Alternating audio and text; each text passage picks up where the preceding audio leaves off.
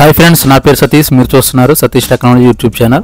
Hikvision DVR లేదంటే ఎన్విఆర్లో day to time మీరు కరెక్ట్గా లేకపోతే కరెక్ట్గా ఎలా చేయాలి మీరు ఒకసారి మీకు ఈ వీడియోలో చూపిస్తాను. దానికోసం మీరు డివిఆర్ లాగిన్ చేసుకుని సెట్టింగ్స్లోకి వెళ్ళండి.